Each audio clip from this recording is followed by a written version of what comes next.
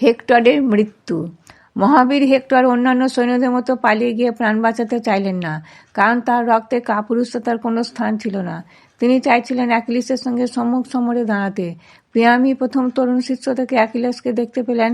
Achilles তখন হাতে বর্ষা নিয়ে প্রচণ্ড গতিতে ছুটে আসছিলেন। শীতকালে ফসল ওঠার সময় যে নক্ষত্রের আলো সব থেকে বেশি জ্বলে উঠেছিল, আকাশে সব তারাকে যে ম্লান করে দেয়, অ্যাকিলিসের বর্ম থেকে বিচ্যুত আলো ঠিক সেই রকম করেই সমস্ত রণক্ষেত্রকে উজ্জ্বল করে তুলেছিল। বৃদ্ধ রাজা প্রিয়াম প্রমাদ গুনলেন। তরুণ শিষ্য থেকে দুহাত মেলে দিয়ে আকুতি জানালেন প্রিয় পুত্র হেক্টরের উদ্দেশ্যে। চিৎকার করে তিনি বলতে লাগলেন, হে আমার মহান বীরপুত্র হেক্টর, আমি তোমার কাছে মাত্র একটি ভিক্ষাই চাইছি। তুমি এখনই নগরের মধ্যে ফিরে এসো।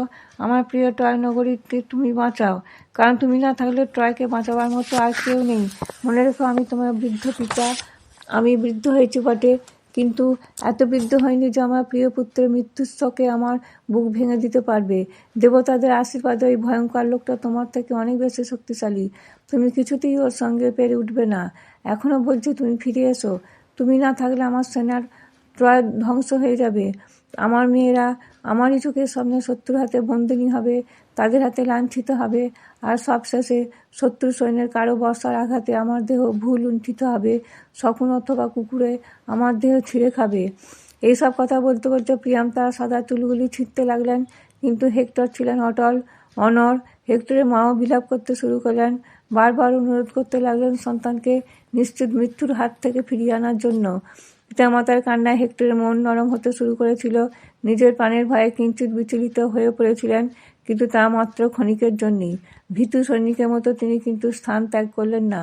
শক্ত হাতে নিজের ঢাল আর বর্ষাটি ধরে অতন্দ্র প্রহরীর মতো দাঁড়িয়ে রইলেন নিজের জায়গায়। অপেক্ষা করতে লাগলেন ভয়ঙ্কর অ্যাকিলিসের জন্য। নিজেকে এই বলে সান্ত্বনা দিলেন যে আর কোনো মতেই আমার পক্ষে ফিরে যাওয়া সম্ভব নয়। তার চেয়ে অপেক্ষা করা অনেক ভালো। সম্মুখ সমরে অবতীর্ণ হওয়া অনেক সম্মানের। দেখাই যাক না কে জেতে। দেবতার বড়মাল্য কোন বীরের গলায় শোভা পায়। মনে মনে যখন হেক্টর এইসব চিন্তা করছিলেন, যুদ্ধ দেবতা অ্যারেজের মতো দীপ্ত ভঙ্গিতে চকচকে বর্ষা ত্যাগ করে অ্যাকিলিস দেবযোদ্ধার ভঙ্গিতে এগিয়ে এলেন। সেই মুহূর্তে তার অস্ত্রগুলি আগুনের মতো জ্বলছিল, ভাটার মতো জলজল করছিল তার দুটি চোখ। তেড়ে আসা বুনো শুয়োরকে দেখলে মানুষ যেমন ভয় পায়, অ্যাকিলিসের রুদ্র মূর্তি দেখে হেক্টরের বুকও সেই রকমই কেঁপে উঠল। এতক্ষণে জমানো সব সাহস যেন নিমিষে উবে গেল। তিনি দাঁড়িয়ে অপেক্ষা করার শেষ শক্তিটুকু হারিয়ে ফেললেন। নগরদ্বার ছেড়ে তিনি সঙ্গে সঙ্গে ছুটে পালাতে চাইলেন, কিন্তু অ্যাকিলিস তো ছাড়বার পাত্র নন। পায়রার পিছনের বাজ পাখি যেমন ক্ষিপ্র গতিতে তাড়া করে, অ্যাকিলিসও তেমনি হেক্টরকে ধরার জন্য ছুটলেন। ট্রয়ের সীমানার দেয়ালের পাশ দিয়ে ছুটতে ছুটতে তারা উভয়ই স্মানদার নদীর ধারে একটি ঝর্ণার নিচে এসে দাঁড়ালেন, কিন্তু পরক্ষণেই ছুট দিলেন হেক্টর। একজন ছুটে পালাতে চাইছেন, আর একজন চাইছেন চরম শত্রুকে নিধন করতে।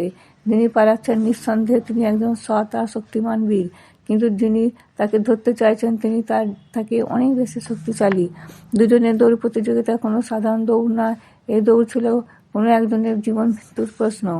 সমগ্র ট্রয়ের সীমানা পাঁচিলকে 3 বার প্রদক্ষিণ করলেন দুজনেই। স্বর্গে বসে দেবতারা তাদের এই মরণবাচন দৌড় দেখছিলেন। এর দৃশ্য দেখে হেক্টরের জন্য জিউসের মন নরম হয়ে উঠল। তিনি চাইছিলেন হেক্টরকে বাঁচাতে, কিন্তু বাদ সারলেন এথেনা। এথেনা বলেন, জিউস দেবতাদের রাজা হতে পারেন, কিন্তু যার কপালে মৃত্যুর সময় এসে গেছে তাকে বাঁচানো স্বয়ং জিউসের উচিত নয়। তিনি যদি তা করেন তাহলে জিউস নিজের নিয়ম ভাঙার অপরাধী হবেন। বাধ্য হয়ে হেক্টরের আশা ছেড়ে দিলেন জিউস। এথেনাকে বললেন, যা হবার তাই হোক, আমার আর কিছু করার নেই। ওদিকে দৌড় তখনও চলছে। এ যেন স্বপ্নের দৌড়। চলছে তো চলছেই, না দিচ্ছে একজন ধরা, না পড়ছে আর একজন ধরতে। চতুর্থবারে যখন আবার তারা স্কামান্ডার ঝর্ণার ধারে এলো, অ্যাপোলো, যিনি এতদিন হেক্টরকে সাহায্য করছিলেন, তিনি হেক্টরের পক্ষ ছেড়ে দিলেন, কারণ তিনি বুঝতে পারলেন হেক্টরের আর আয়ু নেই। তাকে সাহায্য করার কোনো মানে হয় না। অ্যাপোলো রণক্ষেত্র ত্যাগ করে চলে গেলেন, আর এখানেও এই সুযোগ খুঁজছিলেন। হেক্টরের এক ভাই দিগবাসের ছদ্মবেশ ধারণ করে তিনি হেক্টরকে প্রতারণা করলেন। বললেন, ভাই হেক্টর, আর কতক্ষণ ছুটবে? এবার একটু দাঁড়াও, অ্যাকিলিসে তোমার কাছে আসতে দাও। এখনই দাঁড়িয়ে আমরা দুজনে অ্যাকিলিসের সঙ্গে লড়ব। ছদ্মবেশে এথেনাকে চিনতে পারলেন না হেক্টর। তিনি তাকে তার ভাই ভেবে এথেনার কথায় বিশ্বাস করে সেখানেই অপেক্ষা করতে লাগলেন অ্যাকিলিসের জন্য। আর অ্যাকিলিসও প্রায় সঙ্গে সঙ্গে সেইখানে এসে পড়লেন।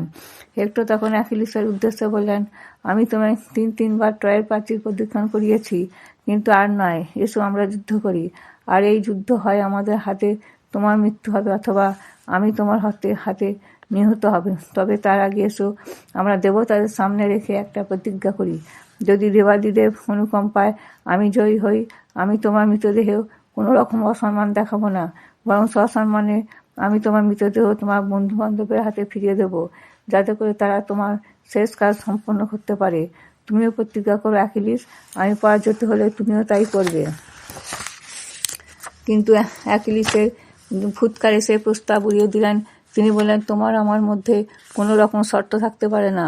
সিংহ কখনো মানুষের সঙ্গে শর্ত করে তাকে আক্রমণ করে না। দেখছো কোনো দিন নেকড়ে বাঘ ভেড়ার সঙ্গে শর্ত তৈরি করেছে? ওসব কথা ছাড়ো, নিজের শক্তি আর সাহস ফিরিয়ে আনো, এসো বীরের মতো যুদ্ধ করো। আমার বন্ধুর মৃত্যুতে আমি যত দুঃখ শোক পেয়েছি তার প্রতিটি কড়াই গন্ডায় তোমায় শোধ করে দিতে হবে। এই কথা বলতে বলতে অ্যাকিলিস তার দীর্ঘ বর্ষাটি তুলে নিয়ে ছুঁড়লেন হেক্টরের বুক লক্ষ্য করে। কিন্তু হেক্টর বোধহয় প্রস্তুতি ছিলেন। তিনি খুব দ্রুত নিজেকে নিচু করে নিলেন। বর্ষাটি তার মাথার ওপর দিয়ে উড়ে গিয়ে মাটিতে গেঁথে গেল।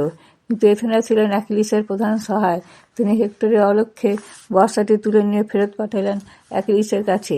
ওদিকে হেক্টর তার বর্ষাটি তুলে অ্যাকিলিসের বক্ষস্থল লক্ষ্য করে সজোরে নিক্ষেপ করলেন। বর্ষাটি গিয়ে লাগলো অ্যাকিলিসের বর্মার গায়ে, কিন্তু দেবনির্মিত বর্ম সেই বর্ষার আঘাতে রুখে দিল। বর্ষা পড়ে গেল অ্যাকিলিসের পায়ের কাছে। হেক্টর রেগে গেলেন, কারণ তার নিপুণ লক্ষ্য ছোড়া বর্ষা অ্যাকিলিসের বক্ষে আঘাত করেও ব্যর্থ হলো। কিন্তু হেক্টরের কাছে তখন আর দ্বিতীয় কোনো বর্ষা ছিল না। তিনি তখন তার ভাইয়ের কাছে দ্বিতীয় বর্ষার জন্য হাত পাতলেন, কিন্তু কোথায় ভাই? কোনো ভাইয়ের চিহ্নই সেখানে ছিল না। হেক্টর বুঝতে পারলেন দেবতাদের কারসাজি।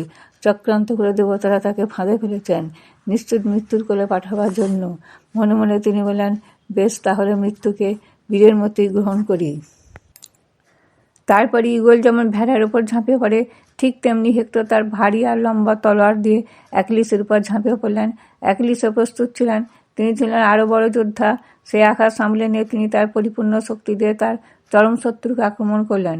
তিনি দেখলেন হেক্টরের আপাদমস্তক বর্মে ঢাকা, কোথাও এতটুকু স্থান খালি নেই যেখানে তাকে বর্ষাবিদ্ধ করা যায়। হঠাৎ অ্যাকিলিসের নজরে পড়ল হেক্টরের ঘাড়ের কাছে কিছুটা স্থান অনাবৃত হয়ে রয়েছে।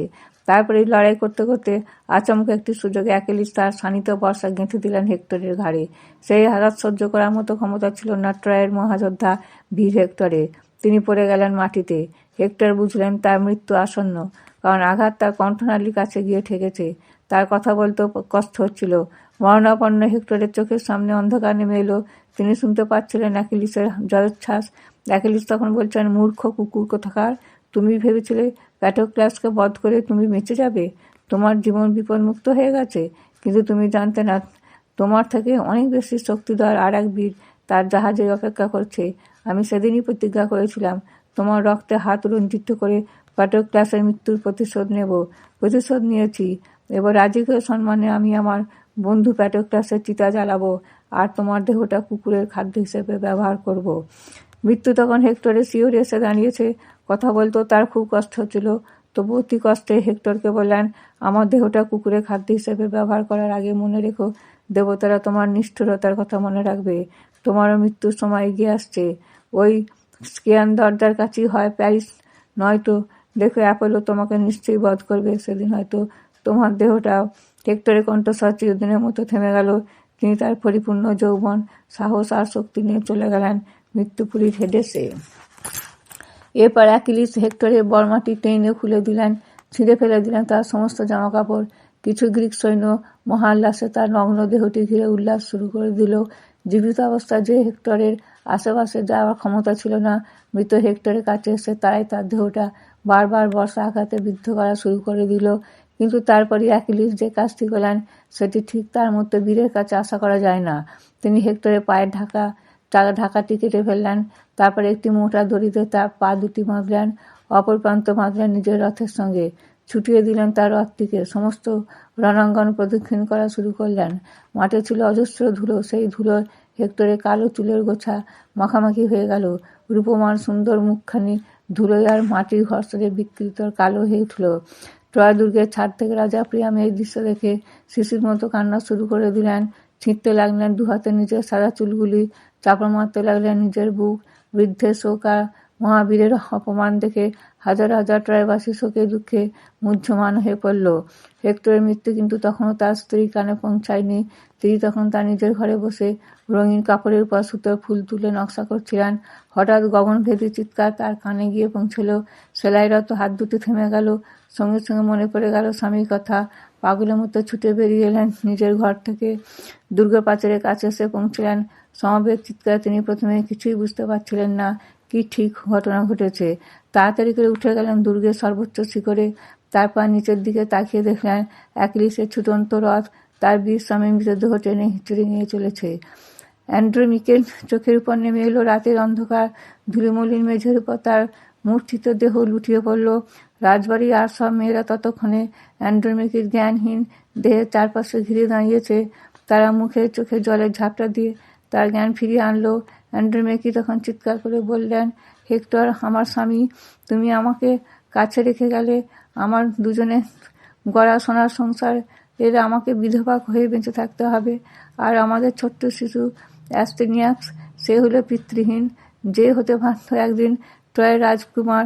এখন থেকে তাকে বেঁচে থাকতে হবে পরের দয়া আজীবন দুঃখের বোঝা মাথায় নিয়ে। কারণ ট্রয়ের আশা ভরসা হেক্টরই যখন চলে গেলেন, তখন এই রাজ্যে আর কেই বা বাঁচবেন। এখন থেকে আমরা সত্যি অনাথ হলাম। দেখতে দেখতে অ্যান্ড্রোমেকিয়া এবং অন্যান্য ট্রয় রমণীদের কান্নায় সমস্ত ট্রয়ের আকাশ বাতাস উঠল শোকের হাহাকার।